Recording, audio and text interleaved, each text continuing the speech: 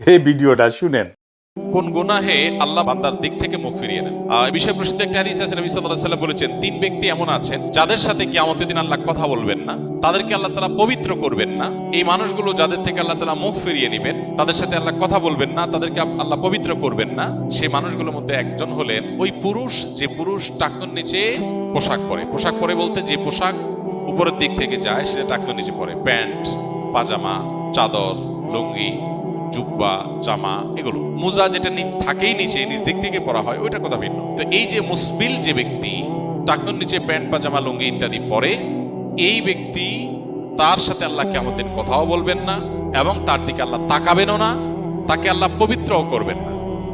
এই তিনটা ভয়াবহতা এই ব্যক্তির জন্য আছে, যে ব্যক্তি টাকনুর নিচে প্যান্ট, পাজামা, লুঙ্গি পরে। আমাদের দেশে অনেকে আছেন মসজিদে নামাজ পড়তে আসলে তখন প্যান্ট ভাঁজ করে। অনেক মসজিদে মুয়াজ্জিনরা মাইকে বলেনও যে টাকনুর নিচে যাদের প্যান্ট আছে প্যান্টগুলো উঠায় নেন। দুই নম্বর হলেন ওই ব্যক্তি, যে ব্যক্তি কাউকে দান করে খোঁটা দেয়, অথবা যাকে দান করেছেন তাকে নানার কথা দিয়ে কষ্ট দেয়। দান করেছেন আল্লাহর কাছে আশা করবেন এর বিনিময়, যাকে দান করেছেন তার সাথে আপনার কোনো আলাপ থাকবে না। দান করে খোঁটা দিলেন, কষ্ট দিলেন, খোঁচা মেরে কথা বললেন, এগুলো বললে আপনি আল্লাহ তাআলার দৃষ্টি থেকে সরে যাবেন কিয়ামতের ময়দানে। নাম্বার 3, ওই ব্যবসায়ী, যেই ব্যবসায়ী তার পণ্য বিক্রি করতে গিয়ে মিথ্যা শপথ করে।